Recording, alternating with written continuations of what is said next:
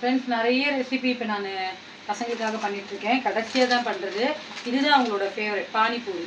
பானிபூரிக்காகவே தான் கடைக்கே போகிறாங்க. அது வந்து கடையில் விற்கிது ஃப்ரெண்ட்ஸ். அது வந்து பார்த்திங்கன்னா ஒரு 12 ரூபா தான், கிட்டத்தட்ட ஒரு 50 to 60 இருக்கும். 12 ரூபா தான் இந்த பாக்கெட்டு. நம்ம வந்து கடையிலேருந்து இதை வாங்கின்னு வந்து வீட்டில் பொரிச்சிக்கலாம். ஃப்ரெண்ட்ஸ், கடாயில் நல்லா எண்ணெய் ஊற்றி காஞ்ச உடனே இந்த பானிபூரியை நம்ம என்ன பண்ணலாம், அப்படி பொரிச்சிக்கலாம் ஃப்ரெண்ட்ஸ். அப்படியே குண்டு குண்டாக வரும் ஃப்ரெண்ட்ஸ். சும்மா ஒரு 5-6 போட்டிங்கனாவே கடாய் ரொம்பிடும். அதனால் பொறுமையாக பொரிங்க, சிம்மில் வச்சு பொரிங்க. 2 பக்கமும் பரட்டி போடுங்க. அதில் ஒரு குட்டி வந்து பொரியல எனக்கு. சிலது அப்படி தான் ஆகும். நமக்கு எவ்வளோ தேவையோ அப்பப்போ பொரிச்சிக்கோங்க. முதல்ல பொரிச்சு வச்சோன்னு வச்சுக்கோங்களேன், நமுத்து போயிடும். சூப்பராக இருக்குது பார்த்தீங்களா? நான் ஒரு 8-9 பொரிச்சு வச்சுக்கிட்டேன். இப்போது சட்னி அரைச்சிக்கலாம். கொஞ்சம் புளி, கொத்தமல்லி, புதினா, பச்சை மிளகா, அதுக்கப்புறம் வந்து வெல்லம், இஞ்சி, கொஞ்சம் லைட்டாக உப்பு போட்டு அரைச்சிட்டோன்னா க்ரீன் சட்னி, ரெட் சட்னி, அது பேர் என்ன, ஸ்வீட் சட்னி, 2 சேர்ந்தே நான் சட்னி அரைச்சிட்டேன் ஃப்ரெண்ட்ஸ். சரி டேஸ்ட்டாக இருக்கும். தனித்தனியாக அரைக்காமல் இப்படி நம்ம ஏன்னா அவசரமாக செய்கிறோம் இல்லைங்களா. இப்போ பானிபூரிக்கு ஸ்டஃபிங்க்கு வந்து உருளைக்கிழங்க இந்த மாதிரி நல்லா மசிச்சு வச்சுக்கோங்க. அது கூட கொஞ்சோண்டு மிளகாப்பொடி, உப்பு போட்டு பிசைஞ்சிக்கோங்க. வெறும் மிளகாத்தூள் தான், துளியூண்டு, ரொம்ப வேண்டாம். அவ்வளோதான் ஃப்ரெண்ட்ஸ். இப்போ பானிபூரியை உடச்சி அதுக்குள்ளே அந்த ஸ்டஃபிங்கை வச்சு ஃபில் பண்ணிக்கோங்க. வேக வச்ச பட்டாணி இருந்தால் போட்டுக்கோங்க.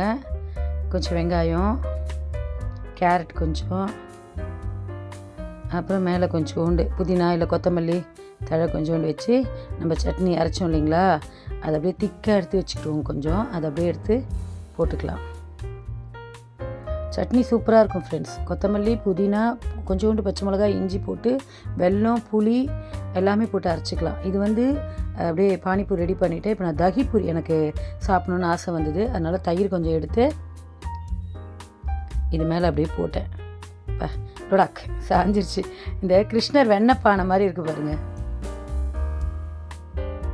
சரி டேஸ்ட்டாக இருக்கும் ஃப்ரெண்ட்ஸ்.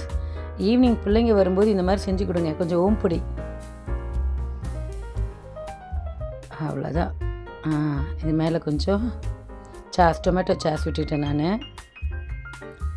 நான் வந்து இதை அப்படியே சாப்பிட்ருவேன் வெறுமையே. இப்போ இது கூட கொஞ்சம் நம்ம அந்த சட்னி அரைச்சி வச்சோம் இல்லைங்களா, அதை மிக்சியை நல்லா ஜாரை கொஞ்சம் தண்ணி விட்டு இந்த மாதிரி நீர்க்க எடுத்து வச்சுக்கோங்க.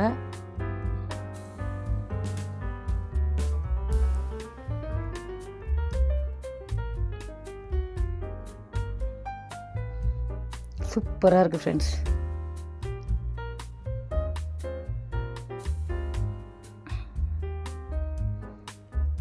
ஃப்ரெண்ட்ஸ், சாயந்தரம் ஸ்கூல் விட்டு வர பசங்க, அதுவும் அந்த 8th, 9th, 10th, 11th, 12th இந்த கேட்டகரி பசங்க தான். அவங்களுக்கு சாப்பிட்றதுக்கு ஏதாவது தேவைப்படுது. ஸோ நம்ம கொடுக்குற காசை அவங்க வெளியில் போய் வாங்கி சாப்பிட்றாங்க. இப்போ வந்து ஹெல்தி இல்லையான்றதை தாண்டி அவுட் சைட் சாப்பிட்றத தவிர்க்கணும் அப்படின்னா வீட்டில் நம்ம செஞ்சு கொடுக்கணும். ஸோ நான் இன்றைக்கி வந்து பொரி ஒன்று பண்ணியிருக்கேன். அதுக்கப்புறம் வந்து ப்ரெட்டில் வந்து உங்களுக்கு KFC அது மாதிரி ஒன்று பண்ணியிருக்கேன். அப்புறம் வந்து ப்ரெட்டில் வந்து சூப்பராக சீஸ் எல்லாம் போட்டு கார்ன் போட்டு பண்ணேன். அப்புறம் பச்சை பயிறு இருக்குது பார்த்திங்களா, அது முளை கட்டினதை ஒரு மசாலா பண்ணேன். பூரி பண்ணேன். கார்னில் வந்து மசாலா பண்ணேன்.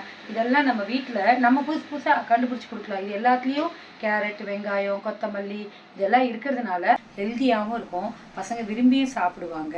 ஸோ மறக்காமல் சோஷியல் டீம் பது சேனலை சப்ஸ்கிரைப் பண்ணுங்கள், லைக் பண்ணுங்கள், ஷேர் பண்ணுங்கள், வீடியோ ஸ்கிப் பண்ணாதீங்க, சப்போர்ட் பண்ணுங்கள்.